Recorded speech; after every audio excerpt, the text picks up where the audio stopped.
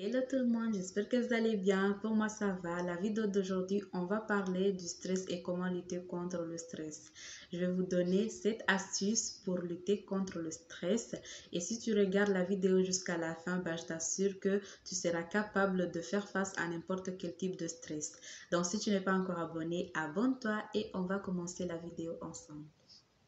Je disais, on va parler du stress et comment lutter contre le stress. La première chose à savoir, il faut savoir que le stress, c'est un truc naturel, ça arrive à tout le monde. C'est pas toi seulement qui stresse, donc le plus important, c'est de savoir comment gérer ce stress. La première chose à faire, il faut essayer de s'organiser à l'avance. Essayez de t'organiser la veille, tout ce que vous allez utiliser, soit au travail, soit à la fac. Essayez de le mettre dans ton sac et le matin, tu es déjà prêt, tu pars tranquillement soit au travail, soit à la fac. Pour ceux qui travaillent, essayez de mettre tout dans votre sac, par exemple, l'ordinateur, son chargeur, le chargeur de ton téléphone, essaie de tout mettre dans votre sac et le matin, tu es tranquille et tu pars tranquillement.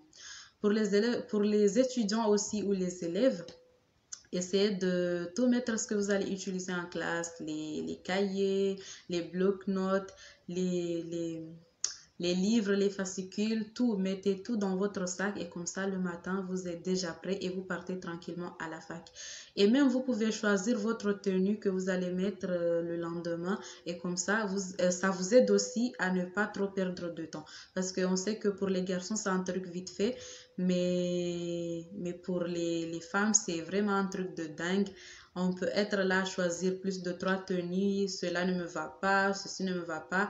Donc, essayez de choisir tout la nuit et comme ça, le matin, vous êtes déjà prêt et vous êtes déjà bien organisé. Deuxième chose à faire, évitez le retard et soyez ponctuel. Parce que le retard, ça peut vraiment te donner le stress. Moi, je me rappelle, avant de déménager ici, je résidais dans un foyer de jeunes femmes et c'était vraiment loin de ma fac et à chaque fois j'arrivais en retard et des fois il y avait des profs qui ne toléraient pas du tout 2 ou 3 minutes de retard, n'en parlons plus 10 minutes ou plus.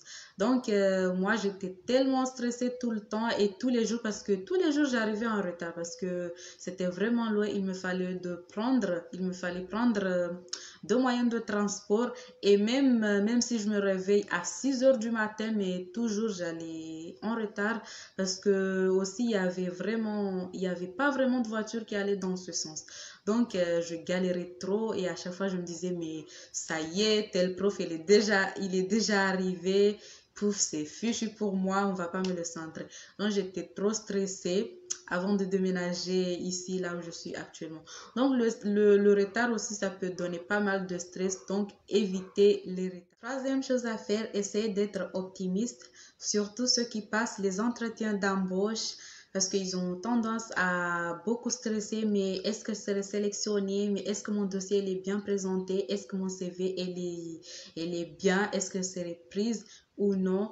Donc, essayez d'être optimiste parce que vous, ce que vous avez à faire, c'est bien vous préparer, présenter bien votre CV, votre dossier et c'est tout. Ce qui reste là, c'est pas vraiment dans ton contrôle, donc tu ne peux rien faire. Donc arrête de stresser pour ça et essaye d'être optimiste que ouais, ça va bien se passer. Les étudiants aussi, ceux qui passent les examens, des fois, ils stressent trop que ouais, mais est-ce que la partie que j'ai révisée, ça va être dans l'examen? Est-ce que je vais valider l'année ou pas? Essaye d'être optimiste que ouais, ça va bien se passer.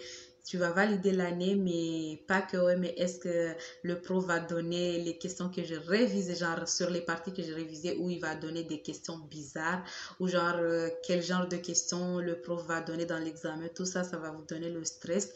Essayez de bien réviser et voilà, et te dire que ça va bien se passer parce que voilà, c'est tout ce que tu peux faire, mais ce qui reste là, c'est pas vraiment dans ton contrôle. Donc, arrêtez de stresser pour cela. Quatrième des choses, essayer d'avoir confiance en soi. C'est un truc vraiment bien parce que ça te donne la force, le courage, le poids et voilà. Parce que surtout ceux qui travaillent, ils se posent beaucoup de questions. Mais est-ce que je fais bien mon travail? Mais est-ce que mon patron, il est satisfait de ce que je fais? Est-ce que, voilà. Arrêtez de vous poser ces questions parce que si on t'a choisi pour occuper le poste parce que c'est parce que tu es apte de faire le travail. Sinon, on n'allait pas te choisir. Et aussi, il faut savoir aussi que si tu faisais pas bien ton travail, ton patron allait te faire remarquer cela, que ouais, tu n'es pas ponctuel, tu ne fais pas bien ton travail. Bah, il allait te le dire. Mais s'il t'a rien dit, c'est parce que ouais, tout va bien. Il voit que tu remplis tes tâches. Donc, arrêtez de trop vous minimiser ou essayer d'avoir de doutes en vous. Parce que voilà, c'est ça. Cinquième des choses, parce qu'il y a le stress qui est dû aux tâches ménagères, c'est surtout pour les femmes au foyer, parce que ces femmes sont des femmes vraiment fortes. Elles sont à la fois des mamans, des médecins, des épouses, des femmes de ménage. Tout ça, elles font tout ça. Donc, des fois, elles peuvent être vraiment stressées. Donc, essayez de vous organiser à la maison. Si vous avez des enfants qui sont un peu grands, donc essayez de leur donner quelques tâches à la maison. Par exemple, celui qui mange sa nourriture, il lave l'assiette et puis il le range. Donc, ça va te permettre d'avoir un peu de temps pour toi. Et ça va aussi leur prendre un peu de temps, les enfants, parce que voilà, ils vont pas avoir tout le temps ou avoir beaucoup de temps pour vous emmerder. Essayez de leur donner des petites tâches, par exemple des petites tâches scolaires ou des devoirs, je sais pas. En tout cas, trouvez quelque chose à leur donner qui va leur prendre un peu de temps. Comme ça, ils n'auront pas beaucoup de temps pour vous emmerder, pour crier par-ci, par-là ou aller par-ci, par-là ou vous emmerder. Donc voilà, chacun a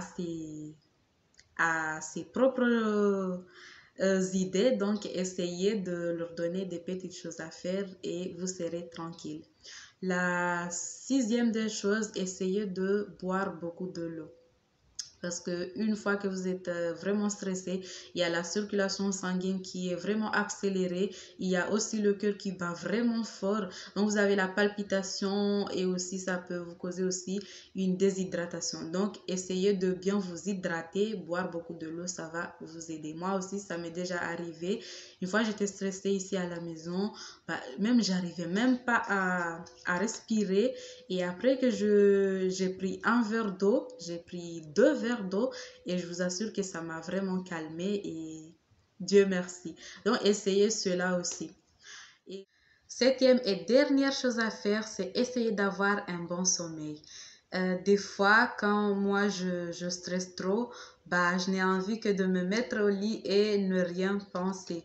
Essayez d'avoir un bon sommeil et je vous assure qu'à à votre réveil, vous allez être vraiment léger physiquement et mentalement aussi. Donc voilà, je crois que c'est tout pour ces conseils. Moi, je les ai déjà utilisés et je me suis dit, bah, pourquoi pas ne pas les partager avec tout le monde. Peut-être ça aidera pas mal de gens. Donc voilà, c'est la fin de la vidéo. J'espère qu'elle vous a plu. Et si elle vous a plu, n'hésitez pas à liker, commenter, partager, mais surtout, abonnez-vous à ma chaîne et activez la cloche de notification pour recevoir mes nouvelles vidéos. Merci.